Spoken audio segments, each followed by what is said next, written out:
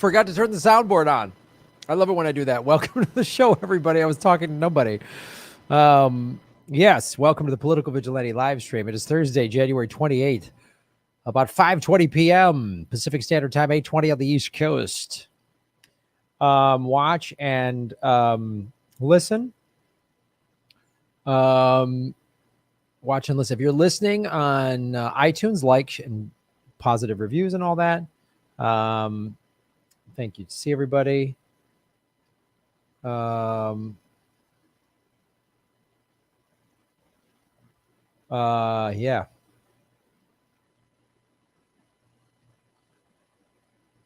Yeah.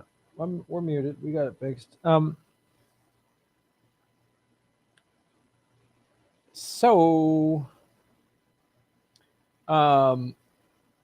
Save your Dogecoins for justice. So on the show today, we're going to talk about the Robinhood lawsuit that came out. We're going to talk about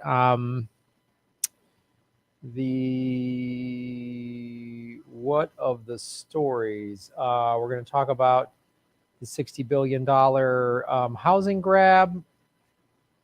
We're going to talk about Instacart laying off a bunch of unionized workers. So good stuff today, guys. Good stuff. Big corporations being as great as they always are. Everybody loves them. They just want to help us. We're going to talk about that. How just thank you to the oligarchs for letting us live. We're so grateful to them.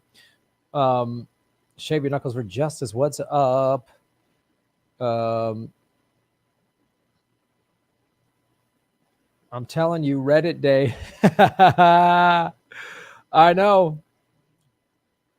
It was so awesome what happened. We've got 192 people watching, 87 likes. Please hit the like button, ladies and gentlemen. Yeah, it was like May Day. It's going to be Reddit Day. Is that what you're saying, Sharif? I concur, my friend. I concur. Sharif Snug, shave your knuckles for justice. Great way to support the show is do what Sharif is doing. Hit the dollar icon button if you're on YouTube. If you're on Rockfin, they have a tip icon, and I will answer all of the super chat and tip questions. And please share this out on your social media, and then hit the like button. And if you're new to the show, please subscribe. Sharif Snugs had to say, I'm seriously starting to petition to make January 27th National Reddit Day to celebrate how you stick it to the ruling class. Stay tuned. Dude, I mean, the reaction, and this is so, we're going to get, and when I get into that story, that segment, we're going to get into it, but so awesome that one hedge fund basically had to lose it. They lost a bunch of money, and then, shut down Robinhood. It's not fair. And I'm going to get into it in the segment, but I'm sorry. The hedge funds had a tough time. You mean the hedge funds that manipulate the market on a daily and they never get shut down? So awesome. It's so awesome. Delicious smoothie, ladies and gentlemen. Unsweetened organic almond milk. Noni juice. And what else do I got in there? Mixed organic frozen berries like strawberries, blueberries, raspberries, I think. Maybe a boysenberry. Half a frozen organic banana. Frozen power greens, which comes from Earthbound Farms. A little spoonful of unsweetened organic peanut butter. And vegan protein powder.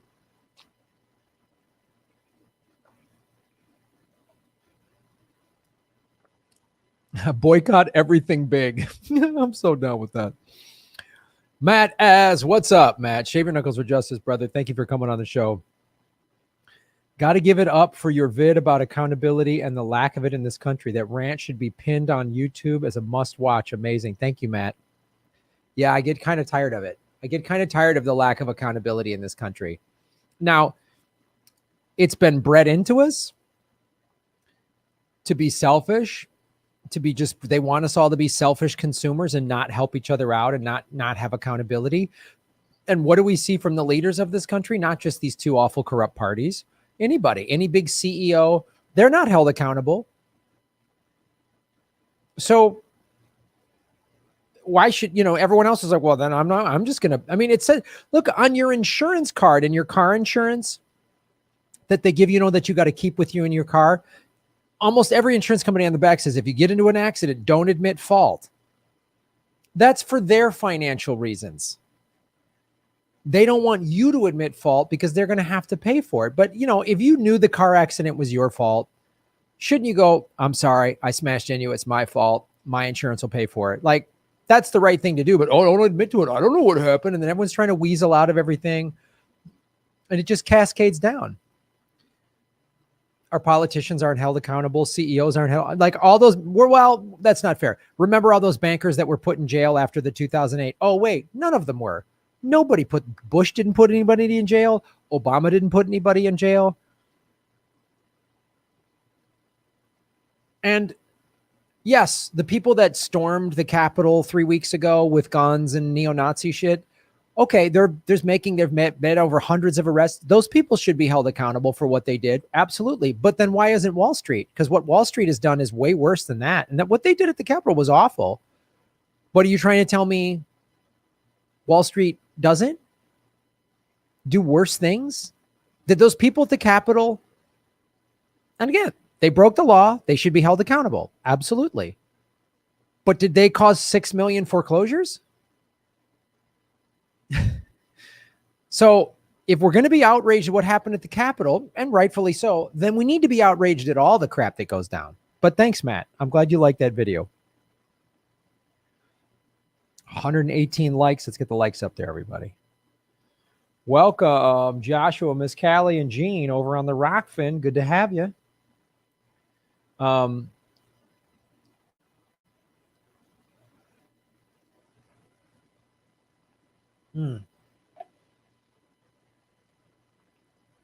Yeah, Wall Street already stormed the Capitol years ago, but they did it with money. Yeah. Yeah. They did it with money, and they did it with checks, and they did it in nice suits.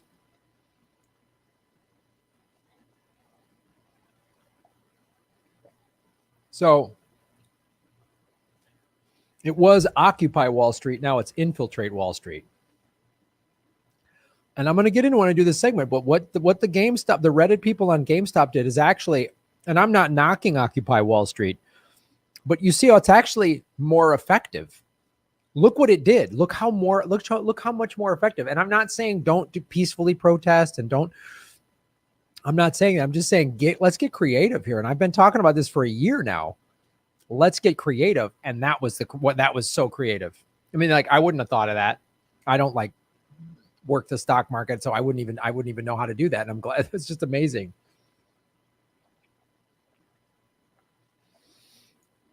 And it's why we need more people who are internally like whistleblowers, like Snowden and whoever put this thing together on Reddit probably worked at a stock brokerage firm or a hedge fund or something and had knowledge about how they do this and how that works. So that's what I'm saying. We need more people inside, like being subversive and whistleblowing, you know what I mean? Or saying, hey, here's what we can do.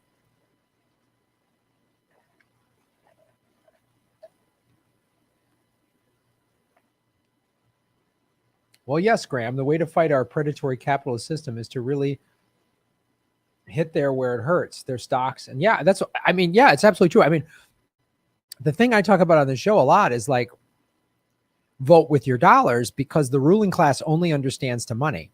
They only understand money. That's it. That's all they get. They're not going to, hey, it's not morally right. It's not fair. They don't care about that. They don't care about that at all. Oh, but suddenly yesterday they cared. Oh, they were going to manipulate they wanted to nosedive GameStop and AMC, and they were going to short the positions and make money from it. Oh, they couldn't. And then, oh, it's not fair. And the Federal Reserve needs to get involved. Crybabies. Adam Gray, what's up, Adam? Shave your smoothies for justice.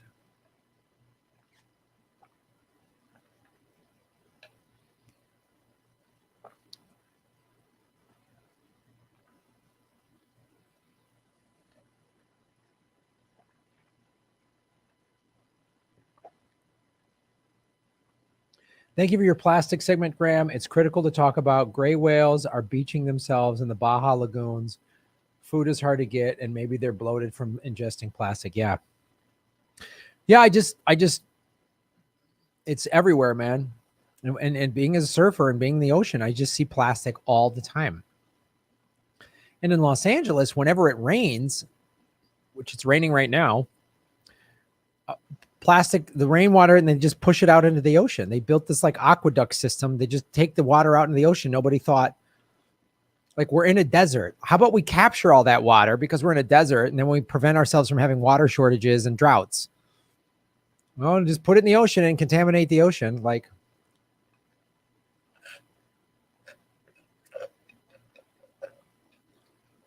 nuts.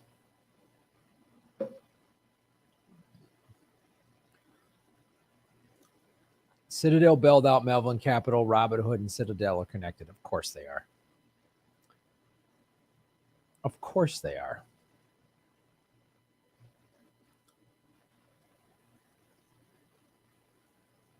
Man B00, Man B00. With the BS today, I'm asking for 15,000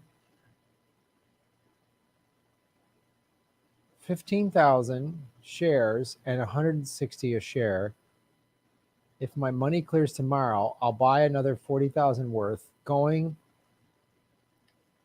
the extra to stick it to them for 2008, and one was stealing your house. Oh, cool. Thanks, man. I appreciate that. Anyone have a way to find which stocks have more shorts than actual stocks? Great question. I don't know that. I don't know the stock market. I don't know that at all, but that's a great question. We need to spread the education. If shorts are greater than shares, we buy en masse. Yeah.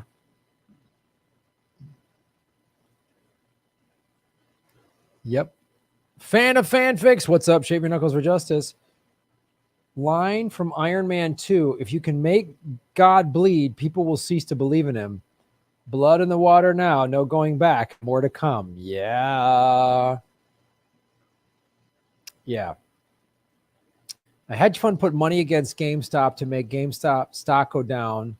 So Reddit users bought the stock for pennies and caused it GameStop to go up. And now the hedge fund lost a lot of money. I can't read without laughing. Nancy Pelosi has a service to find out. It's called the Congressional CIA House Liaison Office. Nice, Snork.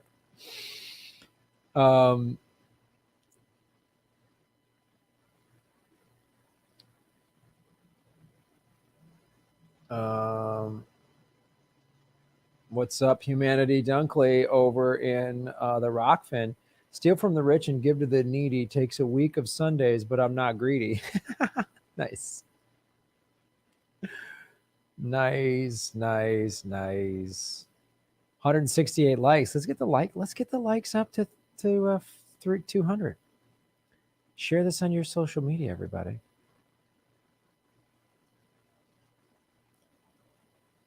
All right. What do you think? Hot, fresh segment?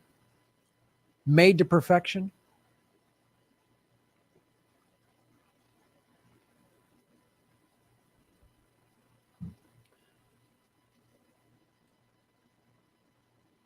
Yeah. When the poors do a capitalism, suddenly the rich get mad. Yeah. Whoa. Hey, regular people, you're not allowed to game the system the way we are.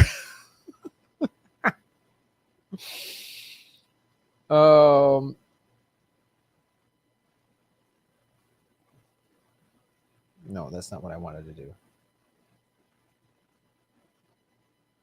I bought 80,000 Dogecoins yesterday. Once it becomes $5, I will retire at 24, thanks to Elon. Right on. Sadly, I wasn't joking. Pelosi really has an office where she can ask the CIA anything. Oh, God, of course.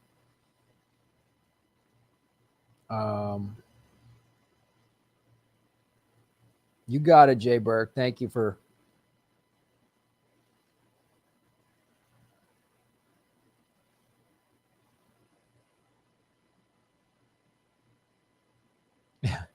How dare you, good sir? We cheat people, not you. There's no fighting in the war room. Does anyone recommend a good investment app? Yeah, I don't know.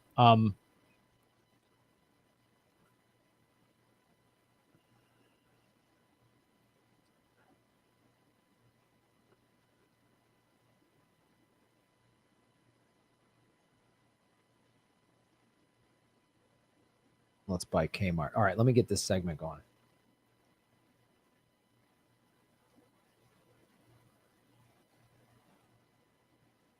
Let's buy Julian his freedom. Yeah, that'd be awesome.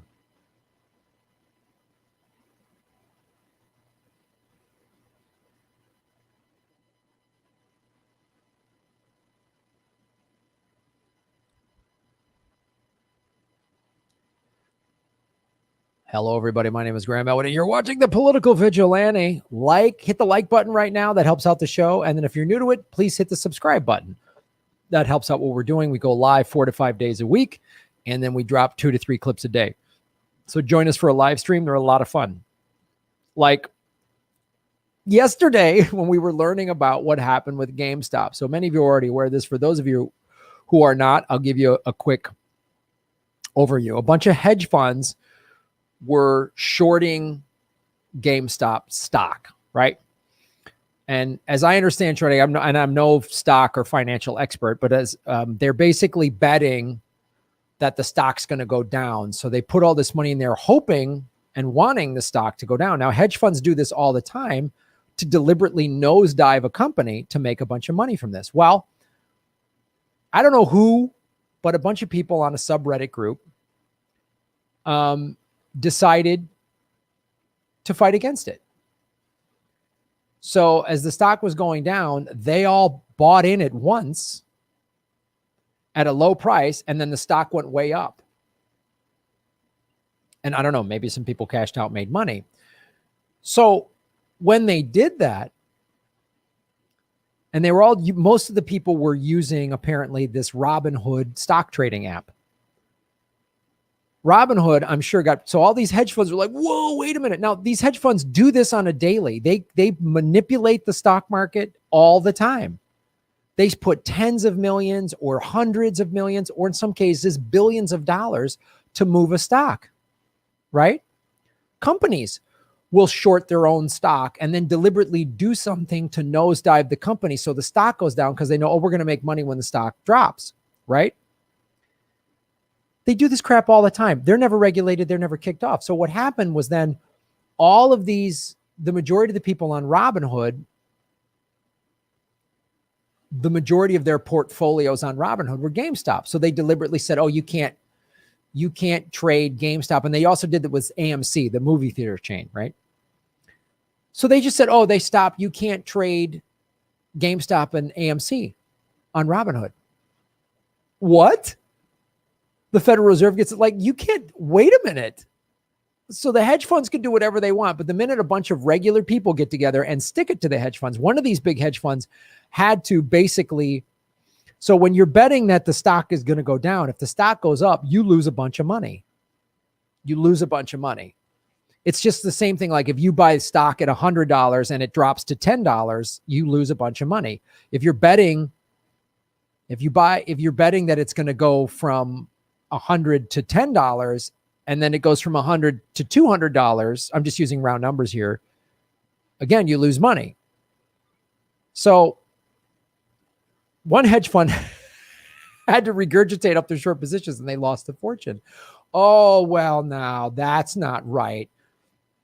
If regular people get crushed because hedge funds game the system, that's okay. That's just smart, savvy trading. That's capitalism. Sorry, pull yourself up by your bootstraps. But the hedge funds get crushed by basically, I mean, to me, it feels like this is online activism. I mean, I talk about this on this show. You vote with your dollars, right? And I talk about how boycotts are effective. All the ruling class cares about it is its dollars. Whoever thought of this is brilliant. This is a brilliant idea because you really stuck it to them and you made some profits in there. I hope all these people made some money while these hedge funds lost. And that's like, well, wait a minute. So regular people can't make big profits off of it's group. A hedge fund is a collection of investors, right? That's what a hedge fund is.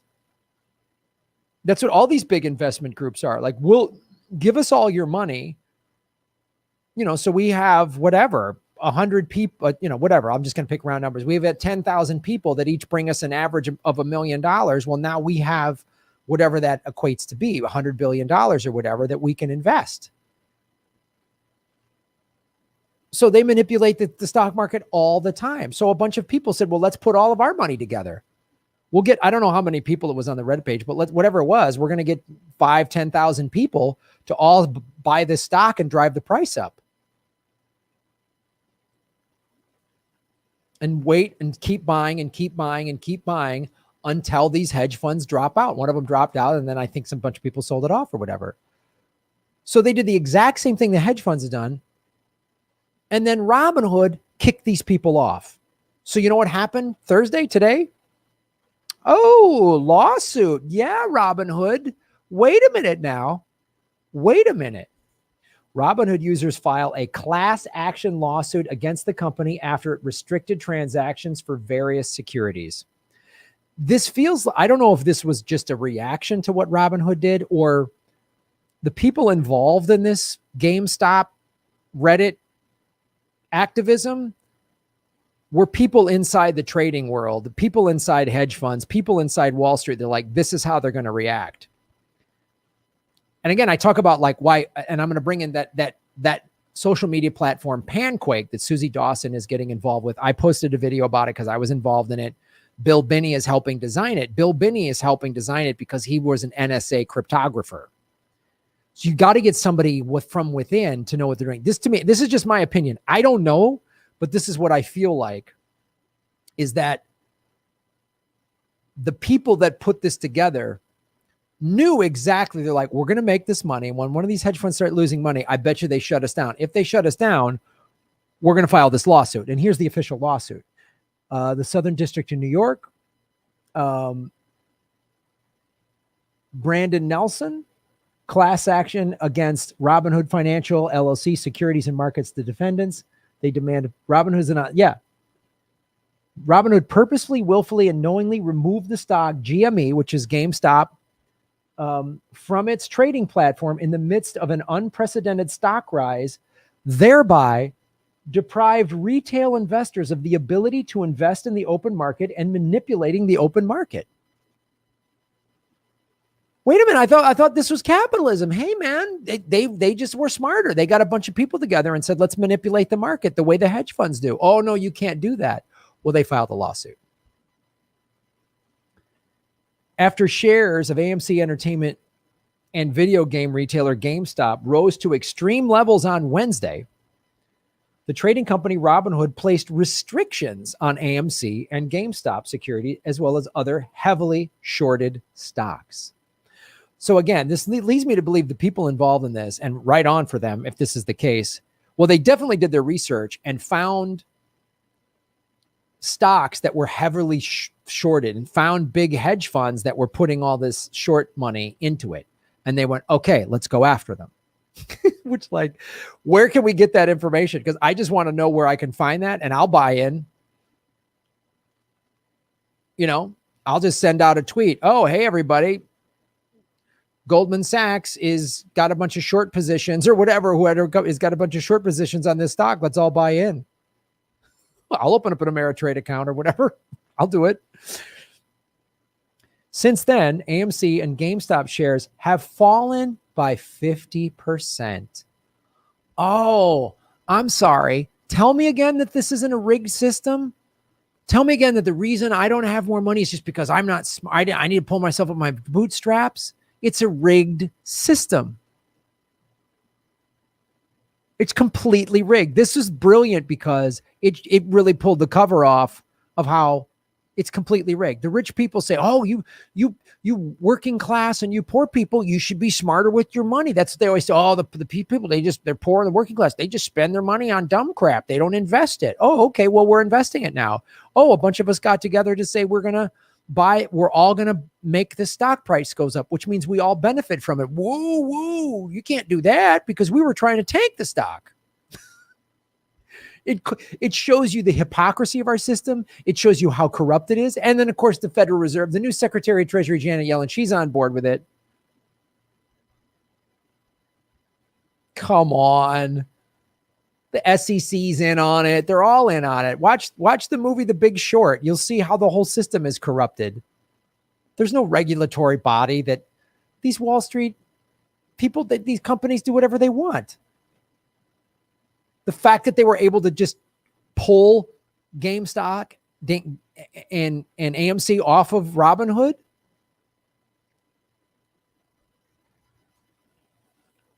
So that's why we need to figure out, like, is there just a website we can all check and go, oh, this one's heavily shorted. And then we just go all online and go, everybody buy this and buy it on a bunch of different platforms. What are they going to pull GameStop off of every trading platform?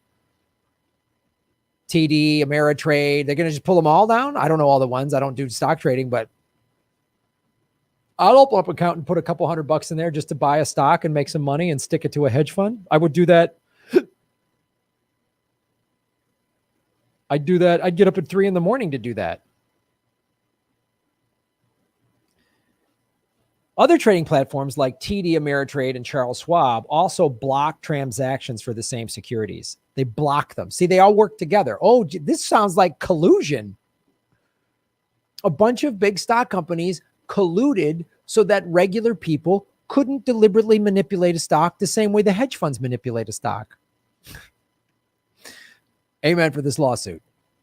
Thursday, Robinhood users filed a class action lawsuit against the company's decision to restrict the transactions of individual investors while allowing hedge funds to trade the stocks freely. Oh, weird. Robinhood didn't restrict the hedge funds, just a group of regular people acting like a hedge fund. Weird. Hey, man, you can't be corrupt. Hey, man, you cheated you cheated better than I did.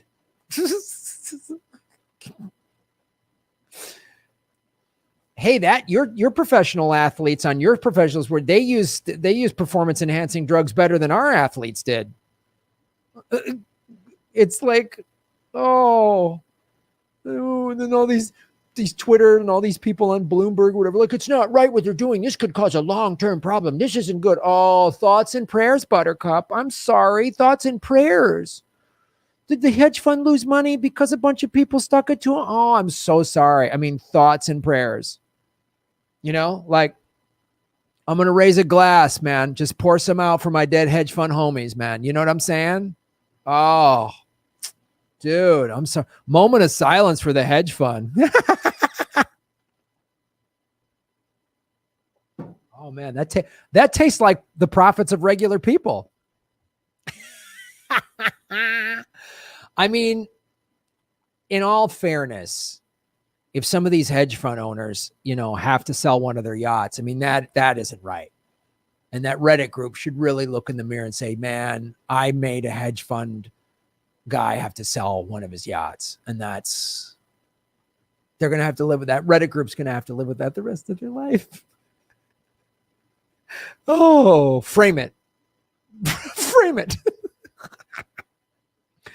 By the end of the day on Thursday, Robinhood announced it would allow limited trading of these stocks on Friday. Oh, so now Friday, the 29th of January, you can do limited trading. You can't just trade freely the way a hedge fund can because it's very clear. Hedge funds are better than you. Hedge funds are more important than you. Thank you, Robinhood and Wall Street and the United States federal government for showing us who we are. You can't cause problems, regular people. Shut up, get back in line, go back in debt, and stop trying to make money the way the corrupt 1% does. That's not right. It's another reason why Bitcoin and cryptocurrency in general is where you need to be. Really paying attention to it last summer around, April, May, June. I started really paying attention when the shutdown first happened. And I've started a cryptocurrency playlist. If you're new to crypto, get educated. and make your own decisions on what you can afford to invest or not. I don't know, but I have a playlist and there's some really great channels out there. Bitcoin.com has a Bitcoin 101 playlist. There's a channel I watch called Crypto Casey. She does a fantastic job, and she's got introductory and crypto 101s. There's a show, Altcoin Daily, I would watch. There's The Moon. And all these channels, these crypto channels, usually have sort of educational and informative and entry level videos for Bitcoin and crypto in general. But get educated, because this is our opportunity. Bitcoin, this is never going to come around again, where regular people can make mass amounts of money. Bitcoin is going to go through the roof. All these financial experts are saying it. They don't want you to have finance. They need you to be beholden to their system. That's why they don't like Bitcoin, because it doesn't have central banks. Because look what the central banks can do. Look, because they go, oh, hey, Federal Reserve, this isn't fair. Federal Reserve comes down and the SEC, oh, we'll back your play. Robinhood, you can do what you want. Who called Robinhood? The head of some hedge fund called the head of Robinhood and said, you better stop this right now. You're costing money.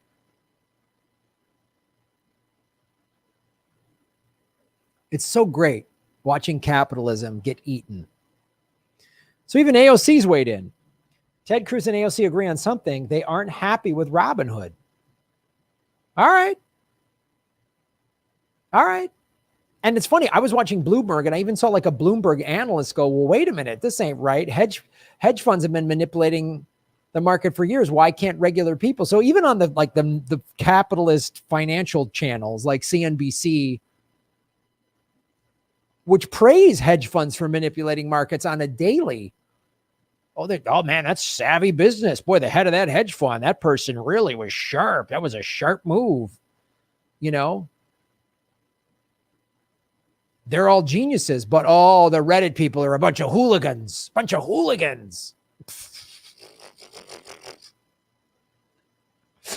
That's like when, people, older conservatives or whatever, big red state patriots, these Black Lives Matter people are causing problems. You mean like the founding fathers did when they had the Boston Tea Party? Like, this is the Reddit Tea Party, baby. Like, but AOC are going to do on something. I mean, they're going to, all right. I mean, okay. I mean, they're passing tweets. So Rokana, yes, AOC, we need an investigation into Robinhood's app's decision and who influenced that. And this shows the need for a financial transaction tax on hedge fund shorting. I'm down with that. And SEC regulations on short selling practices, because she wrote this is unacceptable. We need to know more about Robinhood and decisions to block retail investors from purchasing stock, while hedge funds are freely able to trade the stock as they see it. As a member of the Financial Services Committee, I'd support a hearing if necessary. Well, all right, guys. I mean, these are the progressive tweeters, the progressive tweet caucus. So these are really great looking tweets. Now, if these folks follow through on it, I'll be shocked, because Rokana and AOC and the squad don't do shit. They just tweet. But if this committee that she seems to be so proud of, because this right now is just a performative action. But if you get this tax passed, and if Rokana comes back and says, well, we need that tax, but we'll never get it passed, that just shows you're so weak, you can't even do the bang the drum, go, we need this hedge fund tax. And I introduced this bill, and here are all the people that voted down against it. That's how you do it. But we'll see. I mean, yay on the tweet squad, the progressive tweet caucus. Will it get done? We'll see. And if they do these things, great. But who cares? That's the thing I love about what happened on Reddit. They didn't start a committee and what was your step 2? They got their step. They did their step 1, 2, and 3. 1, we bought up the stock. 2, we stuck it to a hedge fund. 3, we made profits. Step 4, and now we're suing Robinhood. See what that group did? They didn't wait for the tweet squad to show up and tell them to be quiet. You're being too performative. They just said, sorry, we're sticking it to them. We're doing this. We're doing this. I don't need tweet squad to come to the rescue. Do your own shit, man. It's why I cannot suggest enough to get out of the central banking system. Move your money to credit unions and get into crypto. I'm on the show. You can watch it on Rockfin, rockfin.com. It's free to sign up. All the videos that are for free on YouTube are also for free on Rockfin. They don't have ads on them on Rockfin. And then if you want to do Rockfin Premium, which is only $10 a month, you go to rockfin.com/Graham Elwood. And you can watch my Graham Goes to Russia doc. It's blockchain, it's cryptocurrency. And it sticks it to the ruling class. They don't censor me on Rockfin the way YouTube does, which is owned by Google, which we know, thanks to Julian Assange, has been working with the CIA since 2011. So start thinking of more of these creative. This was peaceful, nonviolent, by the way. Nobody got hurt. Nobody got shot with rubber bullets. Nobody got arrested. Nobody got tear gassed. Nobody got targeted and, by the NSA or whatever. They still might, but like peaceful, nonviolent resistance and creative. Online. Nobody had to leave their home. Nobody had to risk getting COVID. See this? This is what we need. More thinking outside the box. Because, you can wait for the tweet squad to tweet you a rescue, which they're, good luck. Or just take charge yourself. And if you just think, what creative ways can we do? Can we stick it to the ruling class in any way, shape, or form? How can we do it? I'm open to any and all ideas. That was a brilliant move. It was a brilliant move. Let me know who's next, and I'll buy some stock. I don't want AMC to go out of business. I like going to the movies, man. It's one of the things I miss about the shutdown. I would go to and I had that AMC subscription thing. I loved it. It was like $24 a month. You got to go to 12 movies a month, up to 3 a week. It was great. Reclining seats, have food ordered to you. I loved it. Anyway. I love this. This is great. This is a win. This is a win. This is a win. And if they win the Robinhood lawsuit, awesome.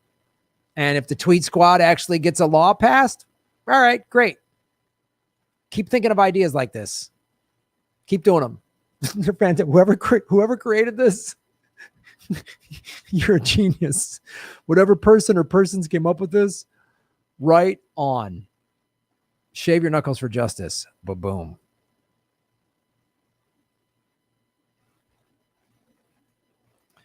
Yeah.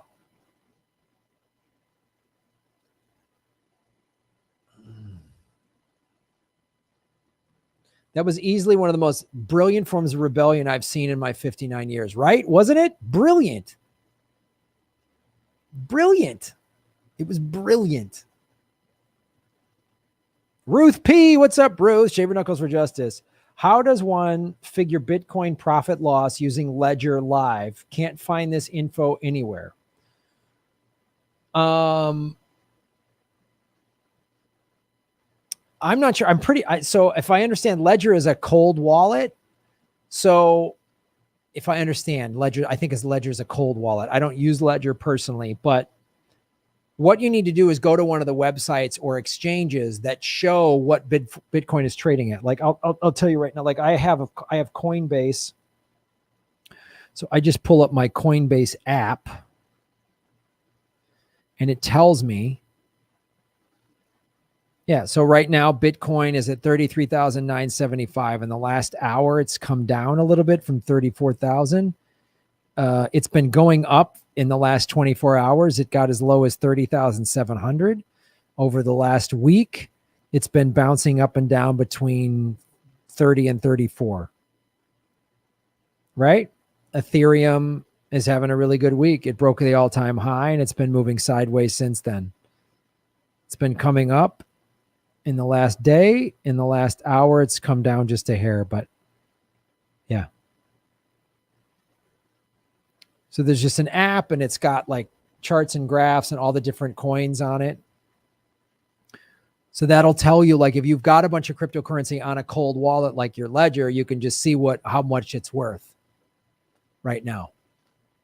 Because your wallet will just tell you have whatever, this number of coins on it. And then an exchange, or there's plenty of websites out there too. There's like Coinbase is graphs are pretty basic.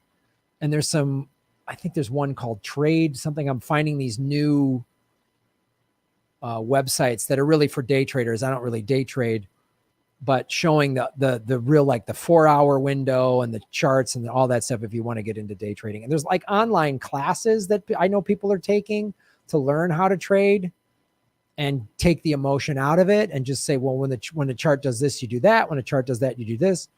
So I hope that helps, Ruth.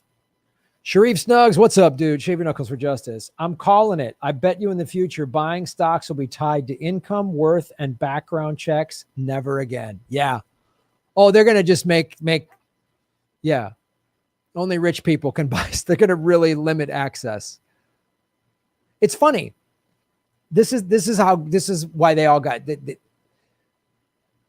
So like 20 years ago, when the internet boom was starting, these companies like Ameritrade started, and it was like online trading, and they really were opening it up. And I remember they had these ads of this like hipster young kid trading, and they did these ads to appeal to younger people, mainly like Gen Xers at that time, people in their 20s and 30s. Anyone can trade stocks. You don't need to go to it. Before that, you had to go to a stockbroker, and it was like really only for rich people, right?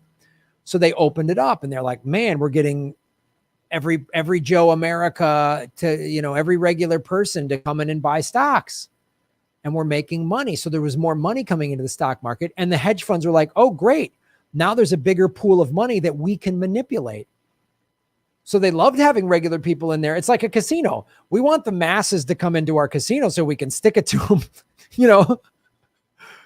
And then the masses come in and, oh, we're going to count cards. And whoa, wait a minute now. And so, but I think you're right, Sharif. That's why we got to just keep being creative. Yeah. Yes, this is not financial advice. I'm not giving you financial advice. I'm just saying get educated and make your own decisions. This is just an opinion show. Defund the empire. Defund the empire, buy Bitcoin. You got that right. Grammy pants for president. You got it. Jimmy touchdown.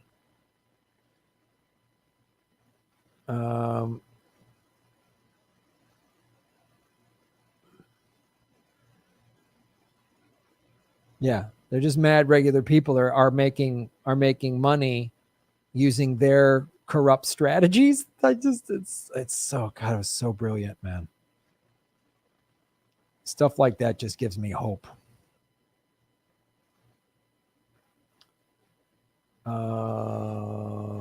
Okay, there's a couple. There is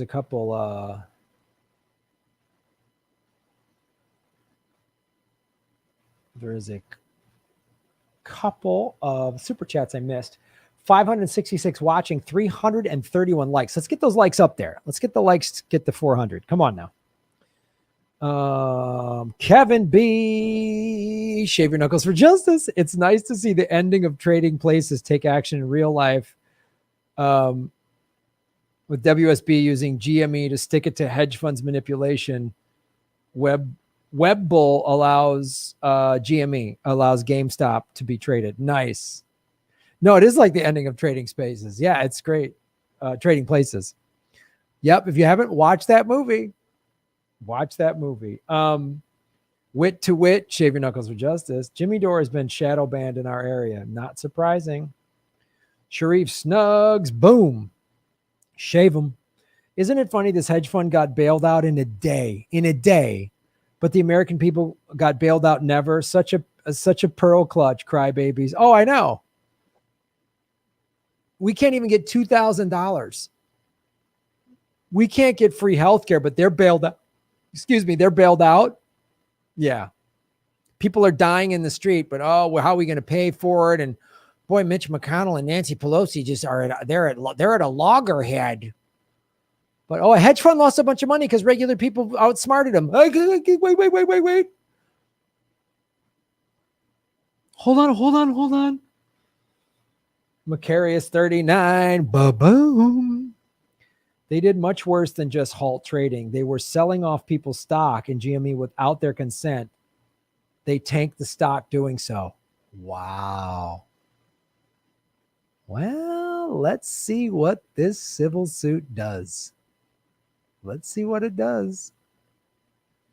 And the word's out, man. When they're talking about it in the mainstream corporate media, on, like I said, the financial shows like Bloomberg and CNBC and Fox Business and all those shows, when they're talking about it on those shows, how it ain't right and it's unfair what the hedge funds do and how they shut this down, this is gonna be big, man. I mean, the summer of the George Floyd protest was awesome, and I hope there's more of them, and the pulling down of the statues, and that got some laws changed. They got some people waking up. But this is even more powerful than that, and nobody got hurt physically. Hedge fund got hurt financially.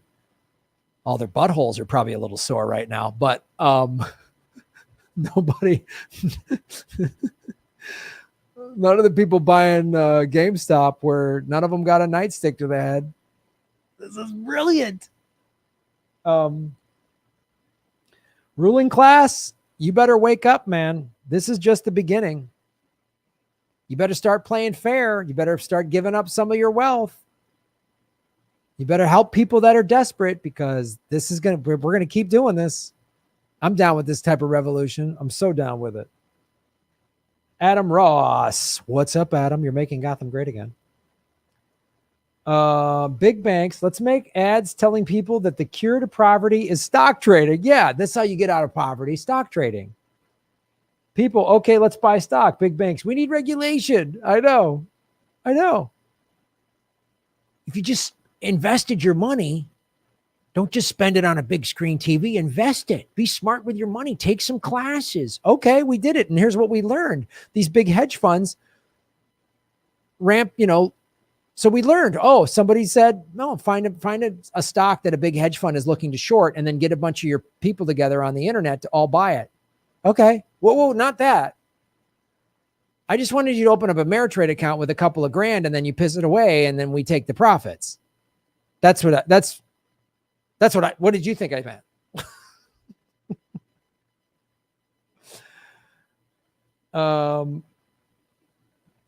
Fan of fanfic, shave your knuckles for justice. People decrying this because people might lose their retirement savings, but that's completely on the hedge fund for their risky gambling, not Reddit. Exactly. That's the other thing too. And you see corporate media, and look, the corporate media, I talk about this. It's not just regular news.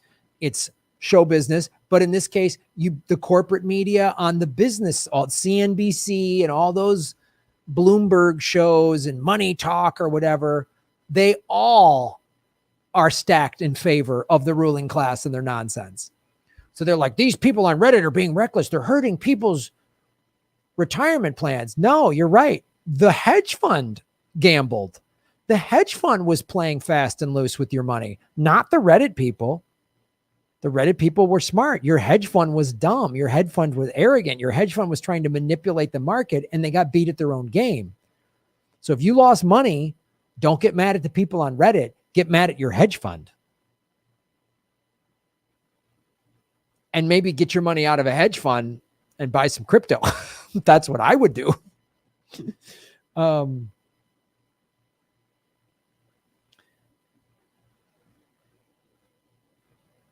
Shinabartab. Your money is safer in a hole in the ground than in the stock market. Yeah, exactly. Yep.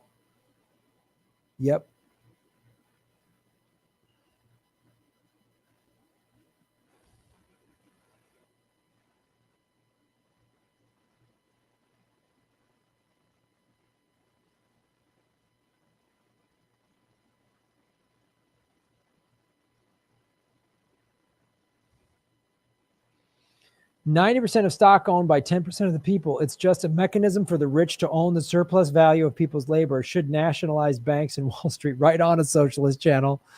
Yeah, we stuck it to your little people are like, you're hurting this. And we're like, yeah, we hate capitalism. So we're glad.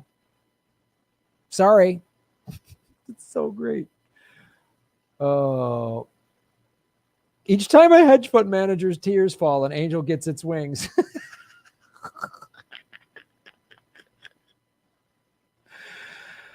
Yeah, Jessica on Rockfin. The ruling class had better watch their next steps very carefully because we are watching closely. Yes, we are.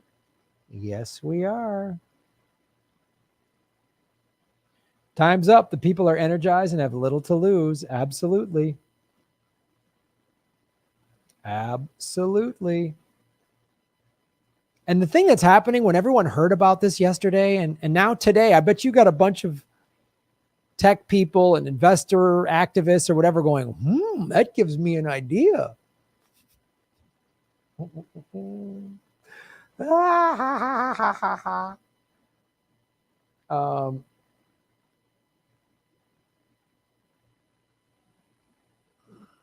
Melissa H. What's up, Melissa? How you doing, sweetie? Reddit folks not making money the way hedge fund managers do. They want companies to fail. Reddit people want to save companies and jobs, not just make money. That's another great point, Melissa. When people are like, those Reddit hooligans are hurting people's retirement. What about all the employees at GameStop? These hedge funds are nosediving a company. They don't care if they put people on the unemployment line in the middle of a pandemic when we already have mass unemployment. They don't care because they just want to make money for their hedge fund. So they don't care when these hedge funds send thousands and tens of thousands of people in some cases on the street to the welfare line. And now today sending them to a food line. Hedge fund doesn't seem to care about that. The Reddit people are like, no, we want to save GameStop. We're gamers. Probably a lot of gamers like, no, we like GameStop. I hope they save AMC. It's like, yeah, it's a good point, Melissa.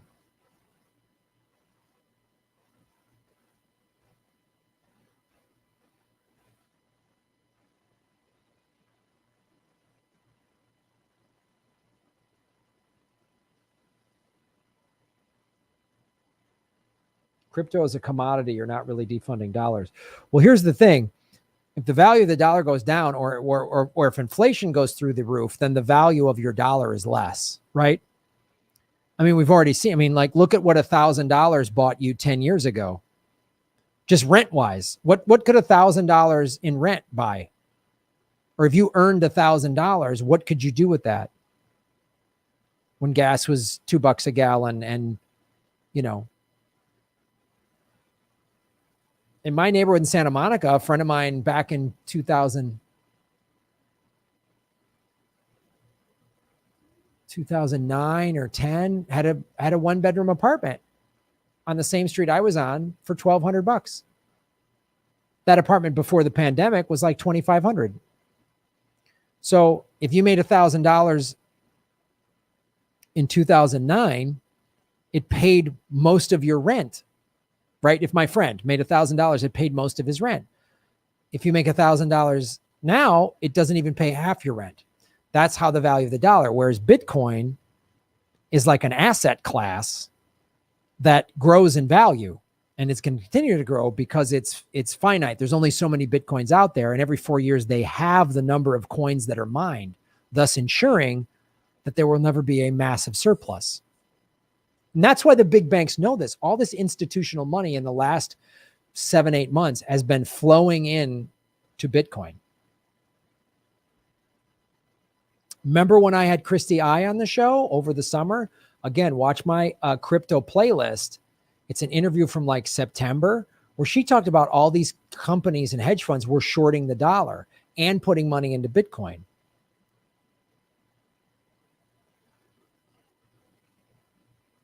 But good question. Good point.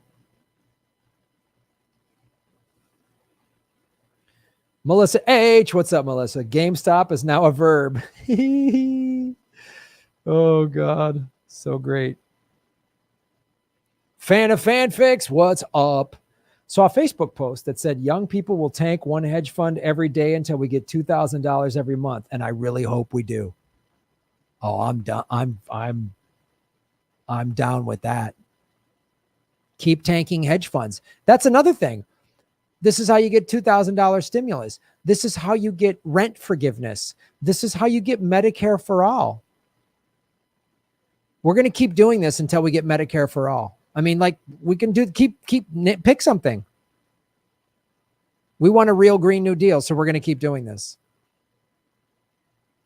I mean, you want to talk about a general strike? I understand the concept of a general strike it's hard for some people to even consider because, you know, I get it. Many of you, many people around the country, like, hey man, I can't walk out of my job. I need this job. I get my health care there. I got to feed my kids. I can't just go on strike and risk losing my job. I get that. Here's a way to do a general strike. I mean, I'm the only thing I'm bummed about this GameStop thing is I wish I was involved in it. I wish I bought some stock. Make a little profit, but stick it to a hedge fund. I mean, make a profit by sticking it to a hedge fund. I mean, can you think of just a sweeter home run? Just like right off the bat, just perfect. Just hit click, just golden. Just trot around the bases as you collect your cash from GameStop. God,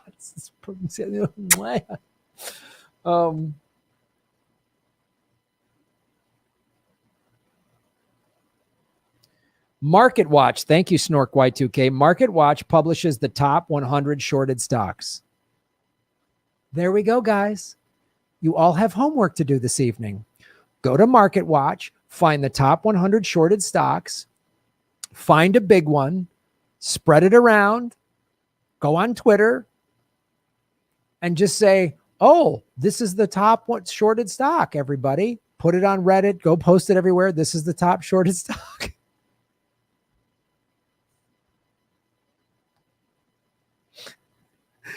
I mean, there you go. Let's do it.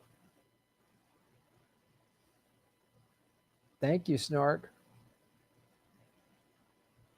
I'm going to go work for GameStop.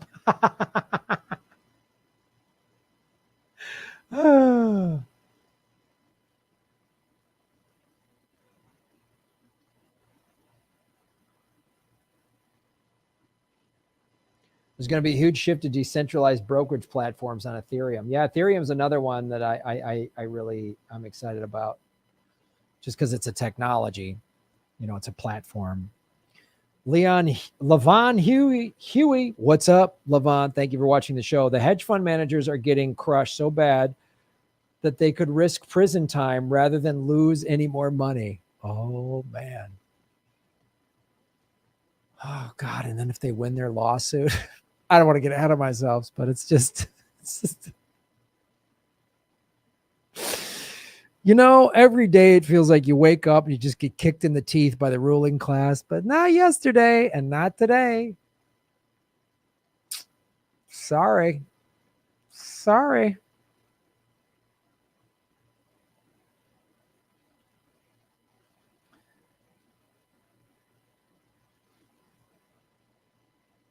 Please ask the group that the name of the Reddit group that did this brilliant action. Yeah, if somebody can put it in the chat.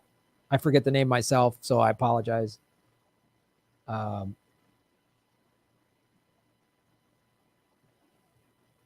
grew up poor and it's hard to break out of poverty into a hedge fund. That's why I would look into crypto. Anyone can buy crypto. Anyone can buy Bitcoin and it's going to go up. Just my opinion. Do your own research. Not financial advice, but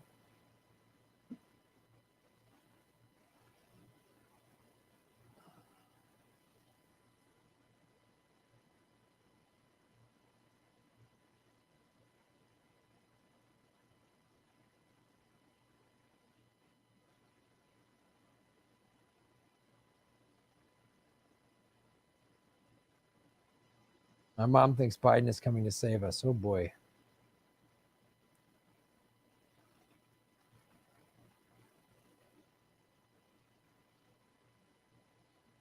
XRP, Ripple, JP Morgan, Blythe Masters, the infamous silver manipulator. Silver is the most manipulated commodity in the entire market. Interesting.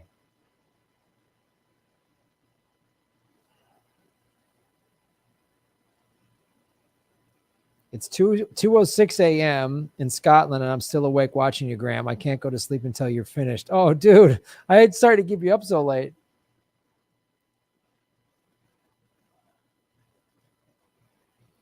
Snork Y2K, what's up, Mitch? Hedge fund managers lining up at food banks. Yeah. Well, put them at the back of the line.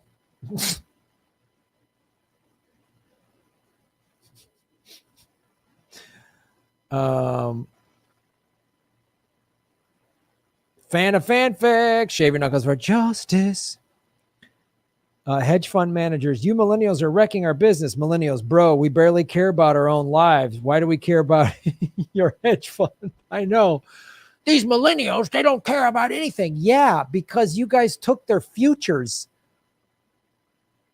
I've said this before, man. If I was in my 20s or younger, even 30s, I'd be pissed off. I'm mad now, but like, I'm past the halfway point in my life. If I was like 26 and you're like, oh, there might not be an environment, the economy's collapsing, the billionaires make more money, I'd be like, whatever. I don't give a shit about you, man. I don't care about your capitalism. I don't care about your stock market. What do I got to do to mess it up? I don't care. And the thing, the ruling class, they always try to keep us divided. That's their whole goal, keep us divided, but they don't and people are getting united around this Reddit thing. People are getting united around this Reddit thing. You know? So, Graham, how long before they eliminate all social media so we can't conspire like this? Yeah, I know. That's the other thing. This is why I was like, I'm worried about the post-Capitol siege potential for a Patriot Act 2.0. Because now, this was domestic terrorism. Those people on Reddit, they're domestic terrorists. They're financial terrorists. They could try that crap. So AOC and Ro Khanna, the tweet squad, better actually do something, because if they don't stand up for us or they just tweet for us, yeah, I don't need your tweet. Doesn't pay my rent, man. Passing laws that regulate the big corporations that are screwing us, passing laws that put money in my pocket, that helps me out. Your tweet does dick for me. It does nothing for me. So I don't care, tweet squad. Pass a law. Hold these people accountable. Actually put someone in jail. Put a banker in jail. Put a billionaire in jail. I'd love to see that happen.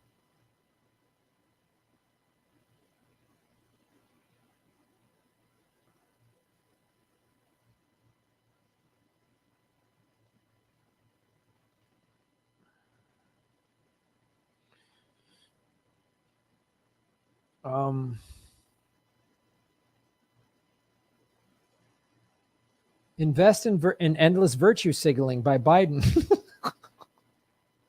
What are the call letters on that stock?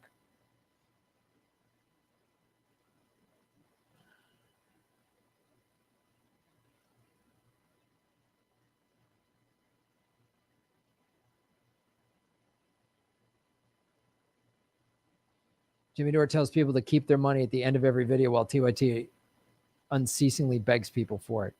They got no business begging for money. They got $20 million and now they're begging for money.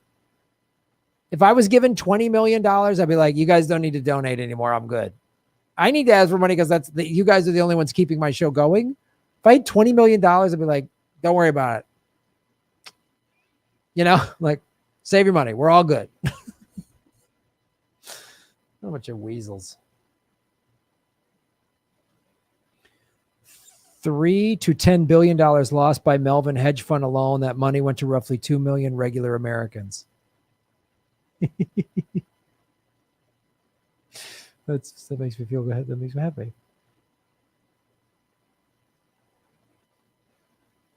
Wall Street Bets. Okay, that's the name of the Reddit group. Wall Street Bets. Check them out. Thank you, everybody, for clarifying that in the chat. Really appreciate it.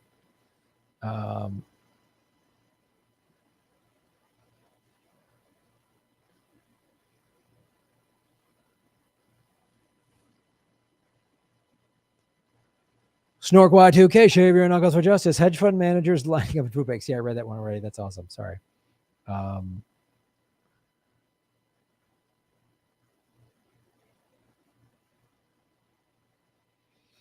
Steffi G, what's up?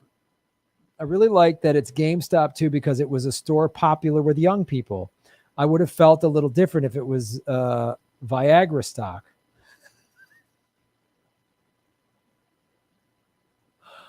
Oh, don't be mad at Viagra.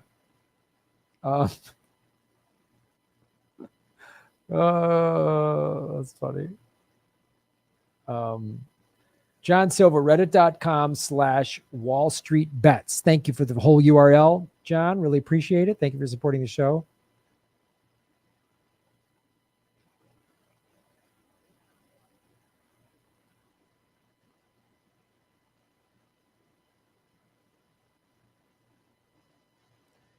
Regardless of the crypto you own, it will have to be converted to another currency to be spent. Yeah, of course. Right now, there's more people starting to take crypto. There's a realtor in Los Angeles that is buying and selling homes with people using crypto. So there's that. You don't exclusively have to convert it to cash to right now. I mean, for the most of it you do, but there's a lot of exchanges, Coinbase being one of them, that are going to be implementing this year a Visa debit card connected to your. So like, let's say you had whatever, 50 grand in Bitcoin on Coinbase, you can then use a debit card to pay for things. That'll change. So that gives you instant access to your crypto. And there's other parts of the world where they accept it more readily. Craigslist, if you sell something on Craigslist, they have a box you can check that says, do you will accept crypto? That's the beautiful thing of crypto. So let's say I'm selling a couch or whatever on Craigslist and you want to buy it. And I say the couch is $100 and you just send me $100 in a cryptocurrency we both agree on. Done. Banks don't know anything about it. Done. That's the thing they don't like. International, it's huge. It's becoming way easier. And right now we're still in the infancy of it. But like in Hong Kong and I think South Korea and countries like that, they're starting to, like, third world countries too, like India and stuff. You can just like tap your smartphone like Apple Pay and just beep, and there, pay using crypto. So that's starting to happen. And the more that gets adopted, the more people are going to buy in. The more people that buy in, the more valuable it's going to be. Because again, it's finite. There's only 21 billion coins in circulation, total coins that have been mined.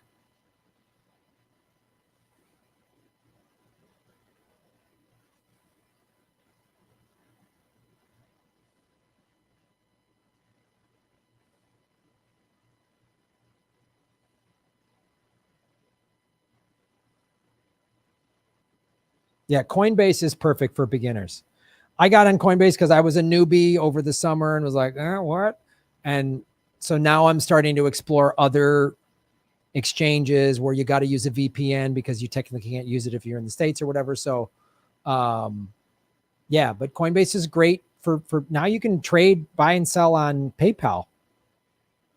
A buddy of mine just was like, all right, I'm going to try a little bit on PayPal. So,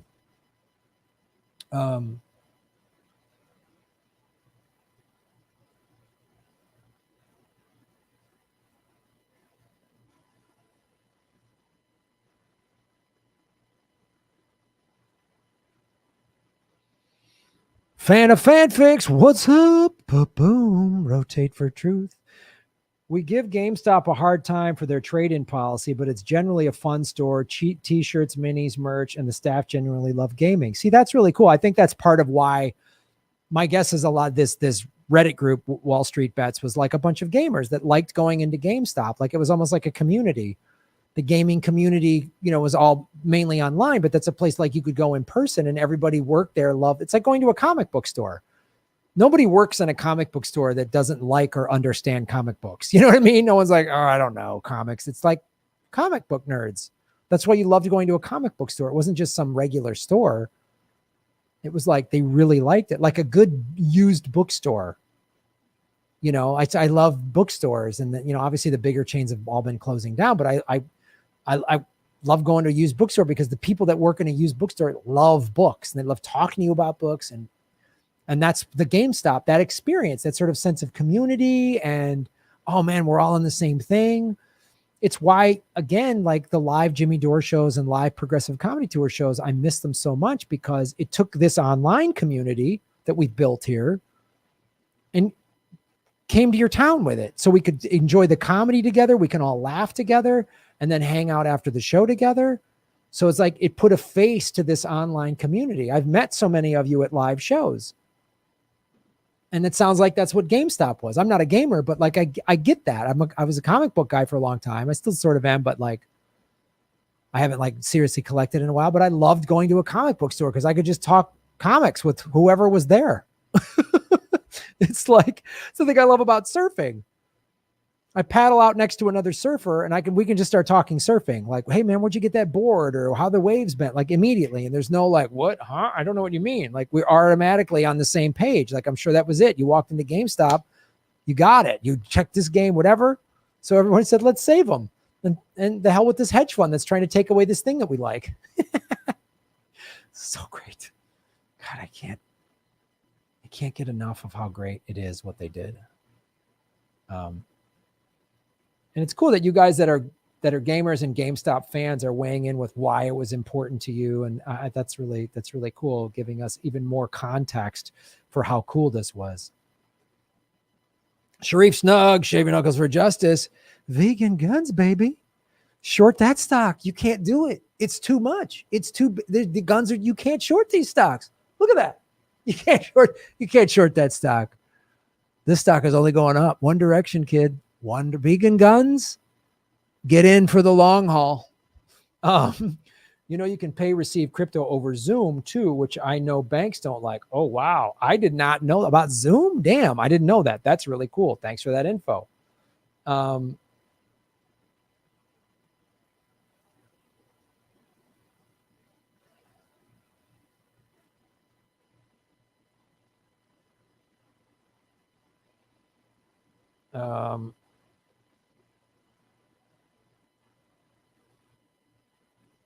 Lana, what's up? Shave your knuckles. Exactly right, Graham. I'm a gamer, and yes, we get it on the stock.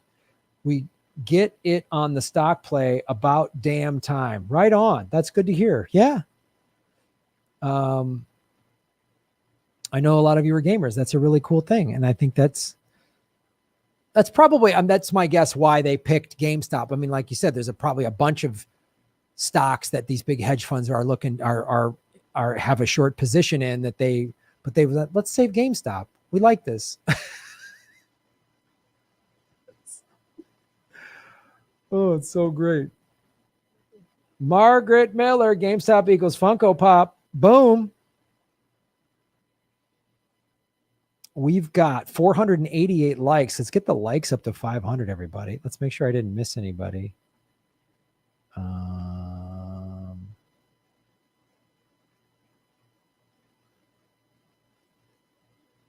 Mares, what's up, Mares? Shaving Knuckles for Justice. How you doing, sweetie? I hope things are good in Iowa. Personally, this is the greatest thing I've seen happen in my lifetime. So nice to see you genuinely happy about something again. I know.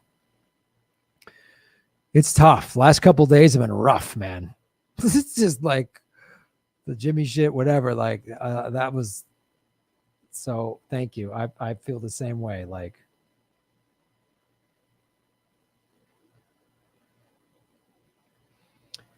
Mass casualty, Shave Your Knuckles for Justice. The thing about stock scheme is that eventually GameStop is going to get dumped. Wall Street Bets was saying Monday or Tuesday, someone always gets left holding the bag. Right.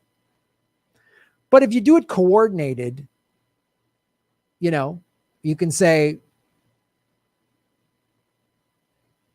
and if you bought low enough, here's the thing about investing in general. You only lose money if you sell, right? And if you bought $100 worth of GameStop, let's say, and it went up to $400, and then it dropped down to 175 and you sell there, you still made $75. And then in investing, if you made a profit, you win. Like that's the only game. Don't worry about, I could have made this, I could have that.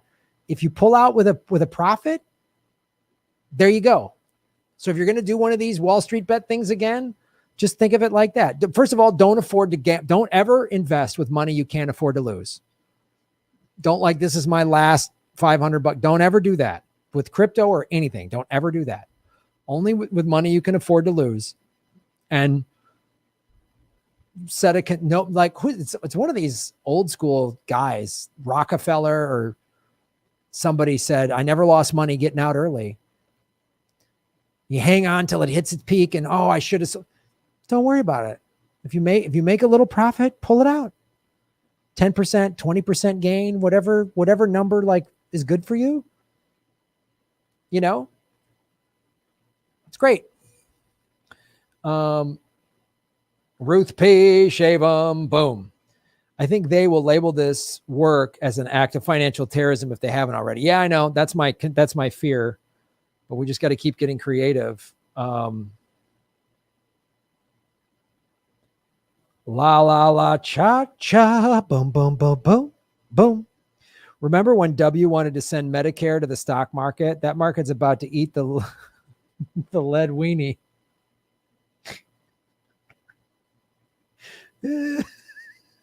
Fucking God damn it. That shit makes me laugh. You guys are really making me laugh today. This is all great when we're all celebrating a win together. Let me make sure I didn't miss. No.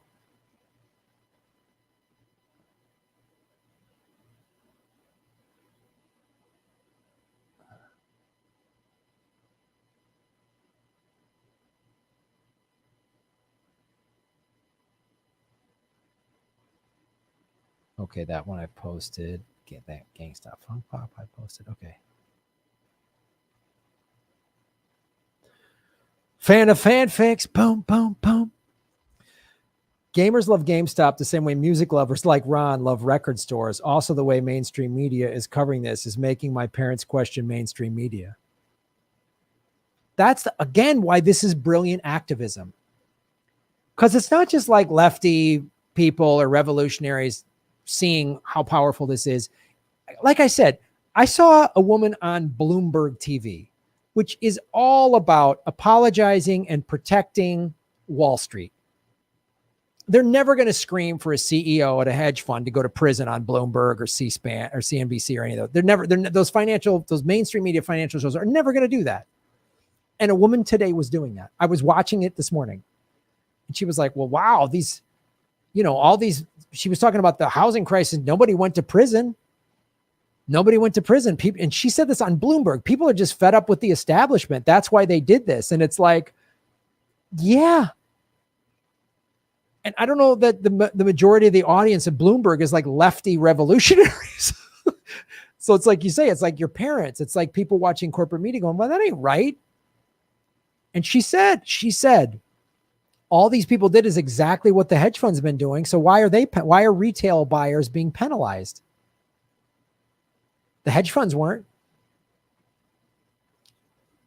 That's just, I don't know, man. I think Sharif might be right. I think January 27th, I think what happened yesterday is going to be a bigger moment in history than we realize. We might point to it a year, 2, 3 years from now and go, remember GameStop?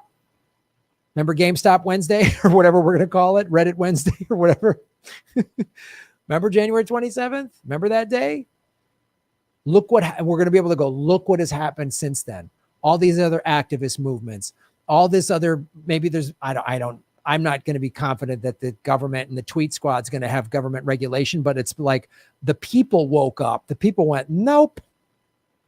Remember they did it to GameStop, and then there's going to be this list of companies, and every time they tried to regulate it, they figured it out. And again, how many of us who weren't involved yesterday want to be on the next one?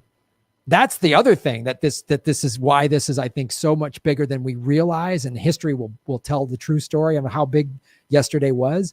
Because now I want in. You all want in. I had Ron on the show yesterday and we were talking about, I was like, wow, Ron was explaining to me, Kate, the moderator, sent me an article. I was like, what the hell's all this game stuff's just going on? It was like, so now I want in. I mean, I want to cover a story like this once a week. This is significant. Some of the people may work for GameStop. Yeah, that could be true. Sharif Snugs, what's up, dude? Yup, you can scan QR codes with cold wallets. Yes, you can. Yes.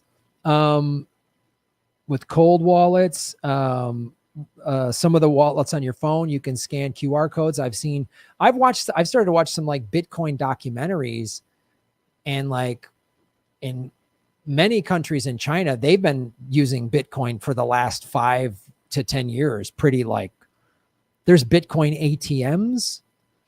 Like you can put cash in and you scan in your wallet and put cash in, and then like it's there's other countries have been adopting this for a long time. America doesn't, because it really undermines the American empire's ability to impose its will on the world financially. So that's why they're so against it. That's why they got Janet Yellen in there to go, we need to regulate. Only criminals use Bitcoin. Yeah, you're right. Nobody's ever used the US dollar for anything criminal. Totally true, Janet. Good call. You're right. No drug dealers or anybody's ever used the US dollar for anything. Nope. No terrorists, no criminals, no murder, no war, no, none of that. That's never been used. The American dollar has only been used to like buy Girl Scout cookies and buy noble things.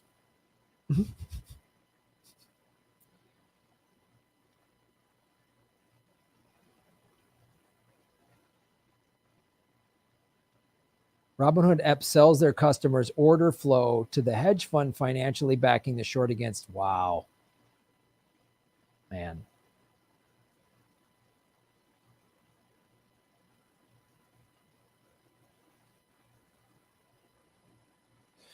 Well, here's the thing about somebody talking about, is crypto going to get shorted? Yes, this big institutional money that's in it, when Bitcoin hits if Bitcoin goes up like they're saying it's going to, I heard it say 100. I heard this woman at a big hedge fund say it's going to go to 500,000 a coin. And some of these big companies are going to cash out, which will drop the price because there'll be more Bitcoin in the marketplace, but people will keep buying it up because, again, Bitcoin is like gold. There's only so much of it. They can't print more of it like they do with the dollar. So if these big companies dump a bunch of Bitcoin back into the marketplace, the price will come down for sure, but then more people will buy it up. And if the whole world starts adopting it, right now you've got like 3% of the world using it. So it's going to be the number one reserve asset. There's what these financial people are saying. So in the same way the Federal Reserve can just print as many US dollars as it wants, which devalues the dollar, a company, a corporation can just issue more stocks if it wants to and dump the stock and manipulate and do all those things. A big company could manipulate the price a little bit, but like dump it and everybody gets crushed. It's designed. That's the thing why it's so brilliant. Satoshi Nakamoto, who is either a person or persons, nobody knows who actually created Bitcoin, was brilliant. That person or persons, they were brilliant in the technological design of Bitcoin. I mean, it's brilliant. Again, watch more videos, do more research on it, get your own knowledge and information. But when you hear, that's the other thing too. The mainstream, the corporate financial media, they love saying, oh, Bitcoin's done. It's a scam. And so Bitcoin went up 2 weeks ago, went to 41,000, its all-time high. And then there was a big sell-off, a big correction, which everyone was saying this happens. Right? The big run up in 2017, when Bitcoin went from like 1,000 to 20,000 in the matter of like 18 months or something crazy, there was 20 to 30% corrections, meaning it hit a peak and then went down, hit another peak and went down. But it did that as it was going up, right? So again, the same way we're leery of the corporate media when we talk politics on this show, I'm starting to notice to be leery of the corporate media. So when Bitcoin went 41, and then there was a big sell-off and it dropped to like 31. It had a 20 to 30, that's a 30% correction, right? Just about 25, 30%. Many in the mainstream are like, oh, Bitcoin's done. They were saying that while these big investment companies were buying it. And when the Bitcoin price was dropping, the big Wall Street money was buying when the price went down. So they're not buying something that they think is going to tank. They're buying something that they know in the long run is going to go up. So the corporate media says, oh, Bitcoin's done, probably to help the sell-off so that the price gets lower so that some hedge fund can buy $50 million worth of Bitcoin at a lower price. Yes, that's part manipulation, but that means for you, the average consumer, the retail investor of Bitcoin, like me, I'm not an institution. I just bought a little bit of it. I bought when it went down, I bought more because I know it's going back up. And so do they. And if they think it's going up and they have all this money in it, then they know it's going to go up. So that's why, again, get educated on crypto, especially Bitcoin. Do your own research. The more I learn about this, the more it's amazing to me. Graham Elwood, can you please look for mass casualty super chat? Yes, I will.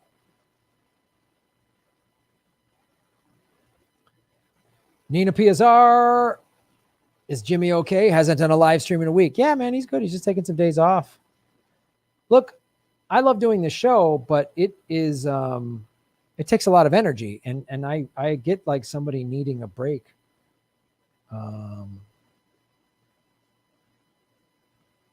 Who am I looking for, Kate?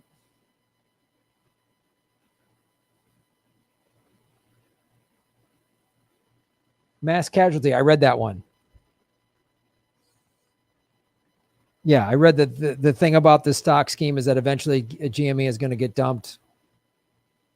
Wall Street Bets was saying Monday or Tuesday. Someone always, gets left holding the bag. I did read that, unless there's another one from mass casualty that I missed. I don't think there is. I think that's the only one. Because all these other ones earlier in the show I got to.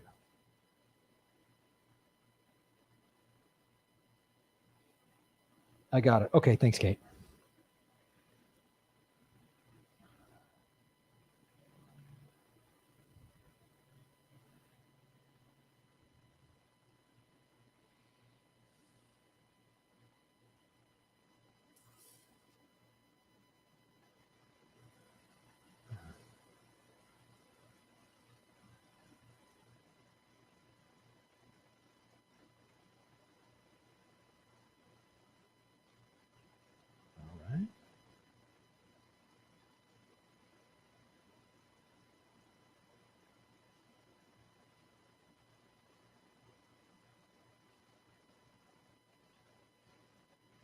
Boom, boom, boom, boom, boom.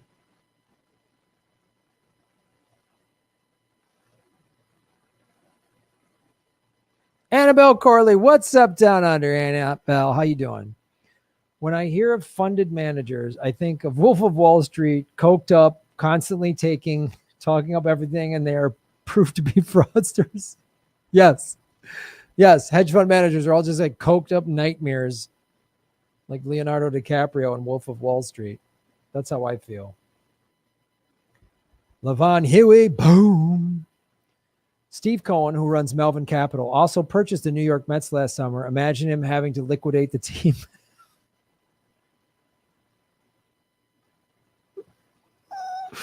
Oh, guys, if he has to sell a yacht or his baseball team or something, thoughts and prayers. Thoughts and prayers. Oh, Melvin, I'm sorry. Stephen Cohen from Melvin Capital. Steve, buddy, okay, pal? Everybody okay over there, Steve-O? You all right? Oh, regular people made money off of exposing your scam? Oh, that sucks. Better sell one of the summer homes. Boy, that's a tough shake, huh, pal? Boy. SLV Revolutions, what's up? In your opinion, what is the point to life? Also, what's the next force to vote? What's the point of life? Mo money. No, just clock dollar bills, dude. Make it rain. What the fuck? What else would it be? What's the point of life? For me, I don't know. Try to constantly improve myself, be a better person, try to make the world a better place, try to be of service, try to live in the moment if possible, which sometimes it's hard because we always got a plan and we got bills and this and that. You know, meet new people. Yeah. Help out where you can, give back, you know, find good friends and family, you know, spend time with people you care about. Yeah, try to make the world a better place. And then a cool breeze and a tasty wave, and I'm fine. Um, yeah, that's what I think. And what's the next force to vote? That's a great question. I don't know what it's going to be. Maybe just keep forcing the vote. Maybe just keep, we don't have Medicare for all. So why don't we just keep doing that?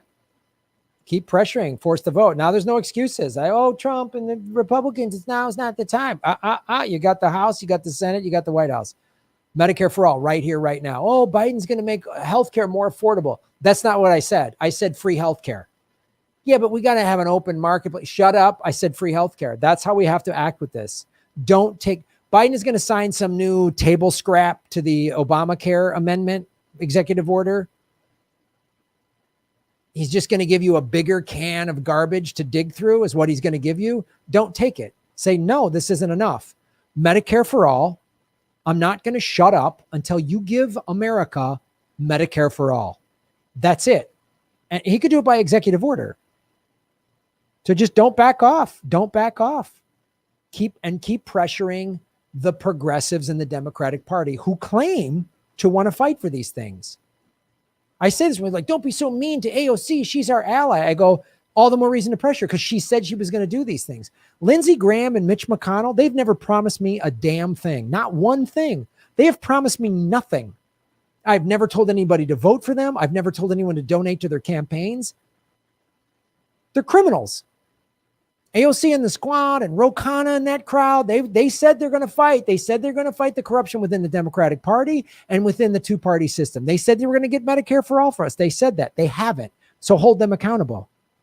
Keep the force of vote going. Don't just say, oh, we didn't get it and quit. No, we don't have Medicare. I'll quit when Medicare for all is passed. And not a watered down half version. Go, oh, we got half. No, I don't want a half a sandwich that you took a bite out of. I want a big plate of food and it better have Medicare for all on it. You know, don't back down on any of this. Oh, we're going to push the eviction. No. Rent forgiveness. Rent forgiveness. That's it. Crush Renata, finally, we found the one thing I think the progressives can't cry about. The Boogaloo helping us out on bring those cowards to their knees. Yeah, I know. And if Jimmy came up with this plan, if Jimmy pushed this thing, Anna Kasparian and Sam Cedar be like, Jimmy's hurting people's retirement plans. That's what they would say. That's exactly what they would say. They would take the side of the corporate media that's like those Reddit hooligans pushed by that Jimmy Dore. Jimmy Dore loves Nazis and hates your retirement plan. That's why he's trying to crush hedge funds. That's what they would say. They can't. Because it wasn't Jimmy's idea. God, they're so stupid.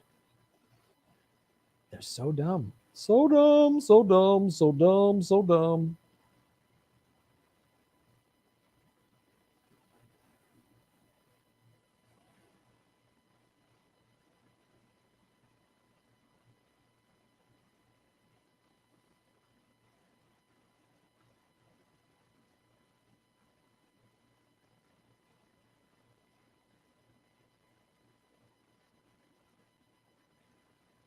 Chino Latino, ba-boom. Would you consider making a tea in honor of the GameStop rally? A GameStop vigilante? I would absolutely. Yeah. GameStop vigilante.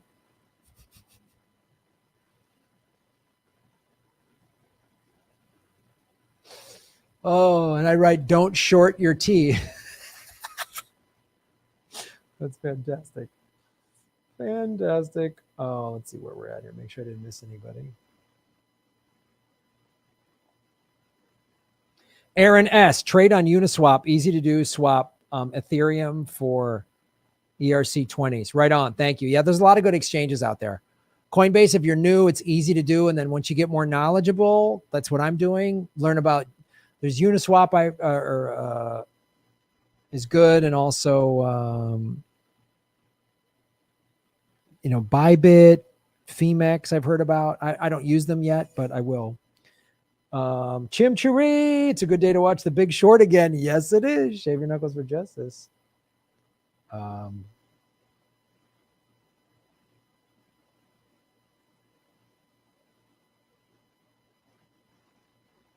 Force the short. Hashtag force the short. That's great. Defund the empire. Ba-boom.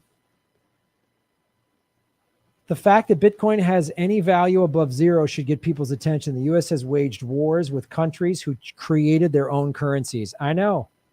And that's why it was so brilliant, whoever created it, because it's decentralized. If they put it on a server, they could take that server down. They use blockchain, open source technology. It's not centralized. They can't stop it. Whoever created this is a genius. Some theorize that the creator of Bitcoin was in the NSA. Was it like a brilliant cryptographer? I don't know. I don't know that world. I barely understand blockchain myself, but it is brilliant what they did. They can't stop it. They can't stop it. That's the thing that's brilliant. That's why they're joining it. They can't stop it. They're going to try to regulate it, but they're all jumping in with money. Oh.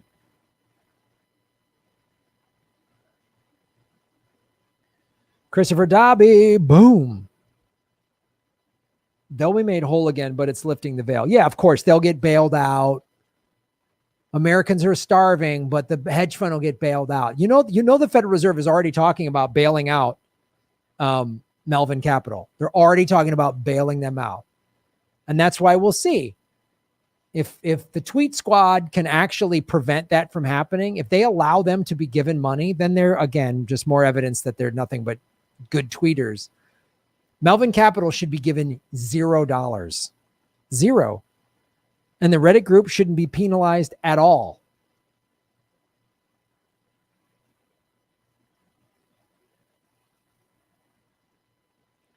This reminds me of an old-timey sing song that Granny Petrol used to belt out.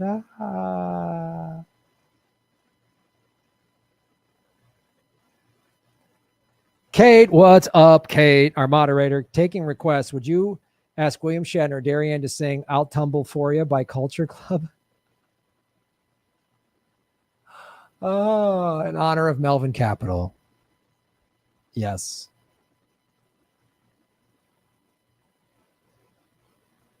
Is Coinbase a wallet or just a trading platform? Coinbase it's an exchange. It's not a wallet. It can hold your money, but you don't really own it if it's on an exchange. That's why you want to buy and sell on an exchange and then move it to a cold wallet. Move the majority of it to a cold wallet and then you keep some to just buy and sell.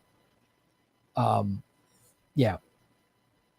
And again, there's a lot of great videos from all these great channels out there that can explain this even better. So that's why I say just start your education, because it's a big mountain to climb initially. I was like, I didn't get any of this. I'm not a tech person, but the more I'm learning about it, the more I'm like, oh, it's making sense. And I'm telling friends, and then they're getting more educated. They're educating me with new stuff that I didn't know. So it's interesting. Margaret Miller, what's up, Margaret? Ba-boom. Justice Dems texting me for money, told them I will no longer donate to progressive Dems in the party. Change will only happen outside the Democratic Party. You are 100% correct. That's what I do, and that's what I would recommend to all of you. email all these, so donate to this Democratic cause, say the Democratic Party is beyond repair. I will not give you money anymore. Unsubscribe. Yeah. Let them know. You're not going to, I get these emails. Oh, action for the blue or whatever. Graham, you need to help us because the Democrats are facing this thing in this state. And well, it's not my problem. You guys have screwed over progressives, so I'm not giving you a penny.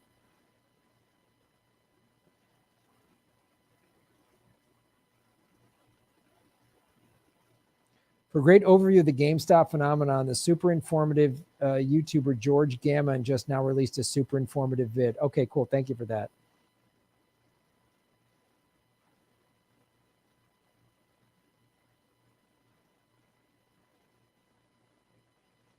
I got another segment.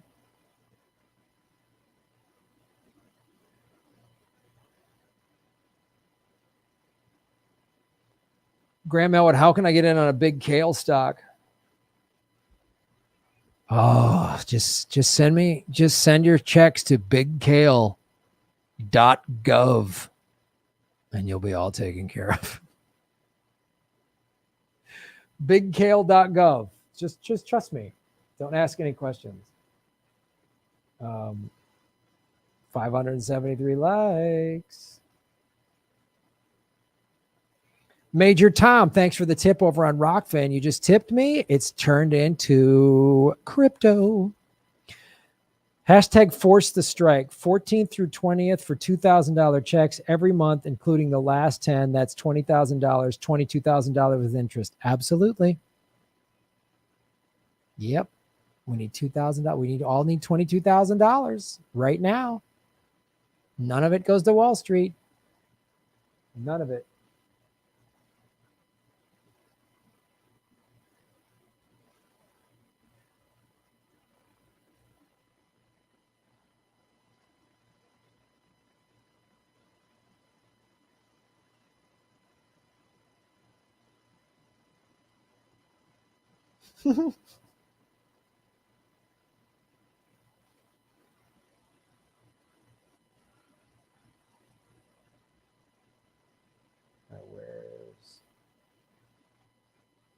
Here we go. We got this story.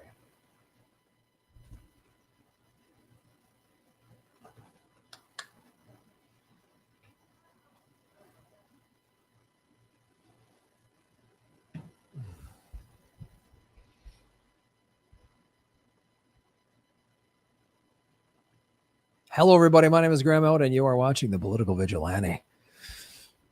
Recording somewhere in the outskirts of Gotham, below Wayne Manor.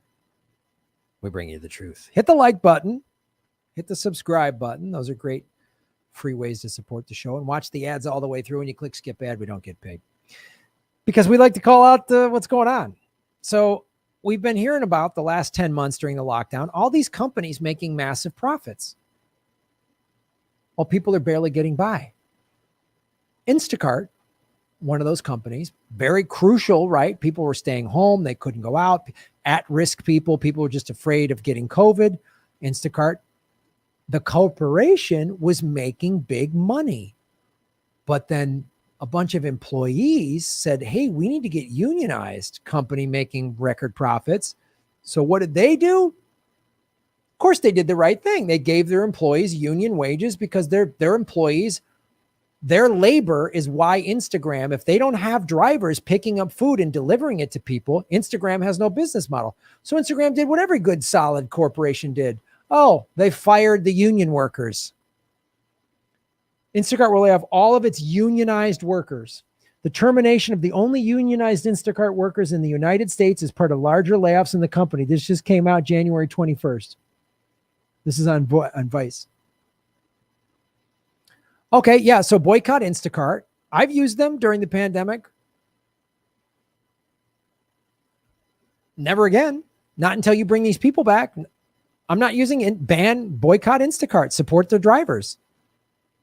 Support their drivers.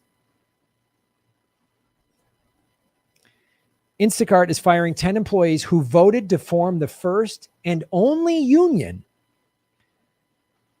on the grocery delivery platform at Mariano's grocery store in Skokie, Illinois. I went to junior high and high school in Evanston, right next to Skokie. I know where this is at.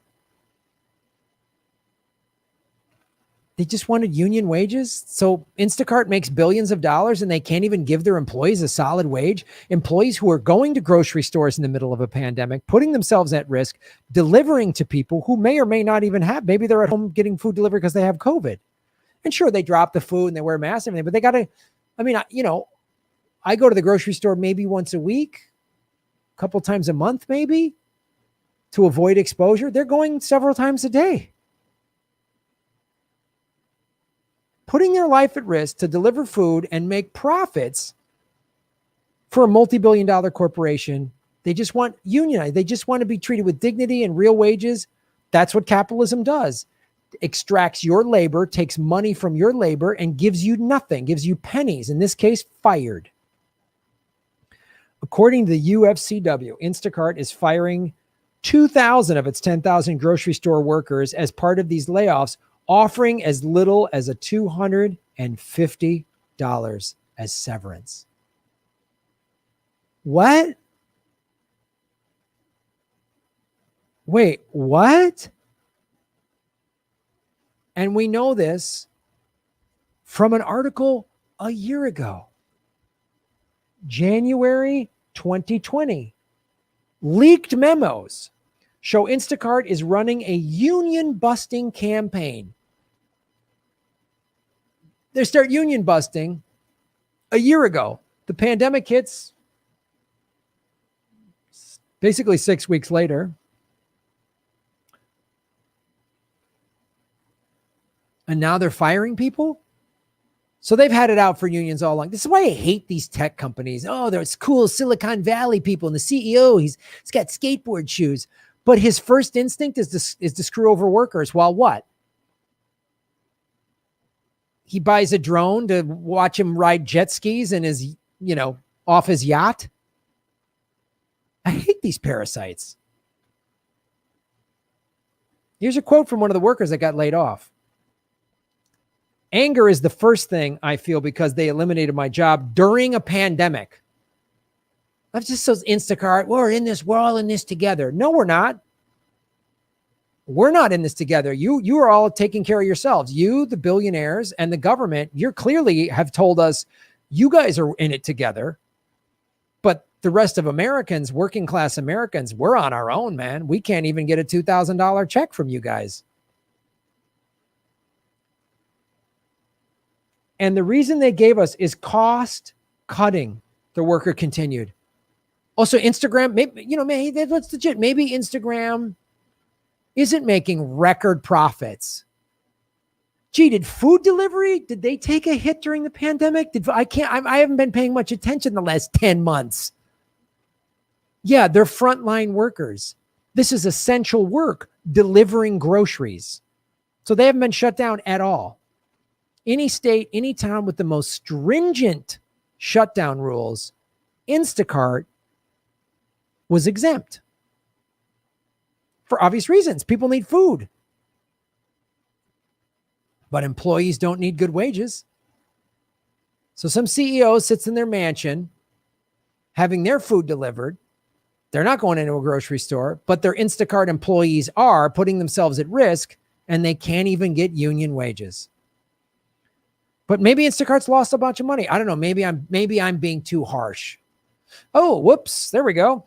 The company reported profitability for the first time in 2020. They're preparing an IPO at some point this year and is estimated to be valued at up to $30 billion. They got $30 billion. They're offering an IPO, which will bring in some crazy amount of profits.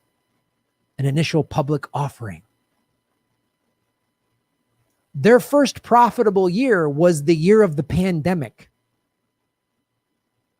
Who brought in their profits? Were the executives at Instacart? Were they the essential workers? No, it was the drivers. The drivers. You drove for Instacart? You helped generate $30 billion. Did you see any of that?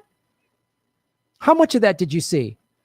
Did you get hazard pay? Did you get health insurance? Did you get a raise? Did you get full benefits? Did you get a retirement plan? Oh, no? You're just called a gig worker? And maybe you make $12 an hour after expenses. Oh, did they pay for they paid for your car expense, right? They paid for your gas and your mileage and auto repairs. Oh, no, they didn't. Weird, because they got $30 billion, but you got squeaky brakes. And now you're out of a job because you had the audacity to join a union so that you were treated better. Boycott Instacart. I got the app on my phone. Let's delete that shit. Instacart. There it is.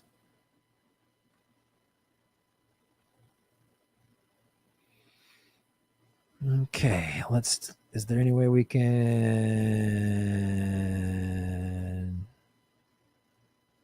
account settings? I want to tell them. How could I tell them to suck it? My orders. Is there anything I can put? Account info, payment methods, notifications, loyalty, accessibility. There's no way to say. No, yeah. God, I wish there was a way to say eat it.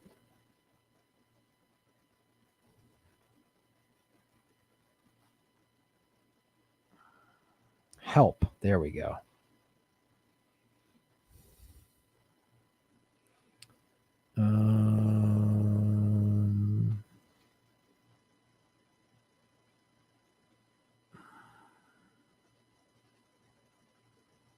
All right. Let's call Instacart.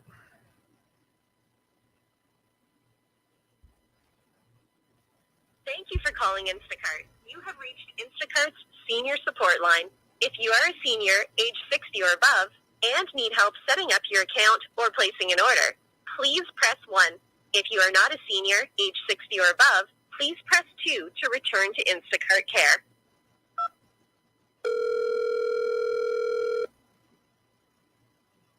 Thanks for calling Instacart support line. Please stay on the line while we connect you with a representative. We are currently experiencing higher than normal wait time. Please stay on the line or chat with us through the help section of your mobile app to move forward. We want to answer your questions as soon as possible. This call may be monitored or recorded for quality purposes.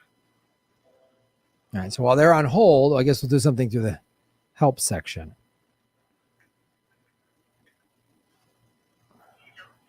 My name is Diana. Am I speaking with Graham? Yes, Diana. This is Graham. Graham. Tell me, Graham, how can I help you? Diana, I appreciate that you got a job, and I have no, I know you're just doing your job and you need the work, but if there's a way you could convey to your bosses that I find it offensive that Instacart, a multi-billion-dollar corporation, is firing union workers. Firing junior workers? Union workers, yeah. It's a story I just read. Instacart. So some Instacart employees formed a union, and Instacart is now firing them because they don't want to pay union wages. Doesn't that kind of bother you that a company you work for that makes $30 billion is firing workers, right? Okay, I see your point. Would you please tell me how can I help you? It's okay. I know you're just doing your job, and taking this type of a comment probably isn't in your job description, and that's okay. But I'm going to have to terminate my account because Instacart is firing employees because they're in a union. You want to deactivate your account? Yes, please.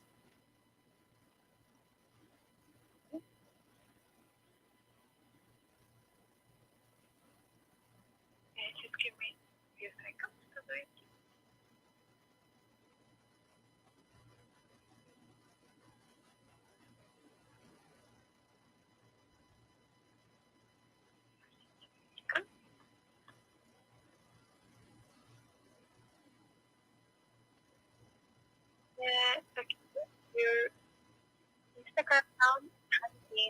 deactivate it. Okay. So I'm giving you permission to deactivate my account. Okay. Thank you so much. Okay, thank you. And is there anything else I could help you? just tell your bosses that I deactivated my account because they fired union workers, and that I think you've done a great job today. Okay. And thank you. It was my pleasure to assist you. And tell them that I said you deserve a raise. Okay. Thank you. Thank you so much. You have a nice evening. Okay. Bye-bye. Well, there we go, folks. Just deactivated my Instagram or Instacart account. You should do the same. The woman on the phone, she's just doing her job. I'm not mad at her. I'm not mad at any Instacart drivers. I don't want to harm any of them at all. But we need to boycott them until they unionize their employees. If they unionize their employees and bring these people back, bring back the people that they fired and then unionize all of them, then I'll use Instacart again. But right now I won't. I haven't used it in a while and I'm not going to now. So I suggest you do the same and tell them why in a nice, polite manner. And you get a customer service person. I'm never mad at them. They're just somebody. That woman just needs a job. She's probably got kids to feed. She just needs a job. So, but boycott Instacart. I keep calling it Instagram. You can boycott Instagram too. That's cool. They're owned by Facebook. I'm down with that. And email them and tell them why. Tell them I will gladly reinstate my account when you reinstate these union employees.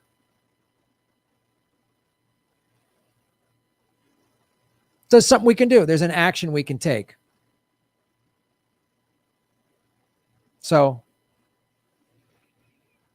I feel kind of empowered after what they did. The Reddit folks, Wall Street Bets did with GameStop. So now we'll take it the other way. A company that's not taking care of its employees, we don't give them our money. This is how you vote with your dollars. This is a peaceful, nonviolent resistance. I'm not yelling. I'm not threatening anybody. I'm just taking away my money. You don't get my money. Have a great day. See how easy it is? Feel better already. You know, support like a local, if a local grocery has their own delivery service, and then tip the driver well. You know, if you need to have your food delivered, which I get it. We're still in the middle of the pandemic. It's brutal. The rollout for the vaccines in America is taking a long time. If you need your food delivered, I totally get it. If you can survive without Instacart, I hope you can do this. If Instacart's your only option, I get it. Don't feel bad. Tip the employee, tip the driver well, and say you deserve to be, and put in all your comment section. The driver was awesome. Needs a union wage. You know, 5-star on all the drivers, even if they screw it up, just 5 stars on all the drivers. And they need to, in the comments of every order, if you have to keep using Instacart, I boycott them if you can, if you have to keep using them, but just say, I have no other choices where I live. I need Instacart for my food because I'm an at-risk group for COVID. Unionize these employees. Every little thing counts. Thanks for watching the show, everybody. Like, share, subscribe. And, you know, follow the money, connect the dots. That's how you get the truth. All they understand is money. Big corporations, all they understand is money. We got to take care of each other. We got to unite on labor. They want us divided, red state, blue state, black, white, whatever, millennial, baby boomer, whatever. They want us all fighting on all these levels, on how they keep us divided. Unify on labor. Americans just got fired because they wanted union jobs for a multi-billion-dollar company, a company worth $30 billion in profits. So we're going to stick together on this one. Thanks for watching. Boom. Shave your knuckles for justice.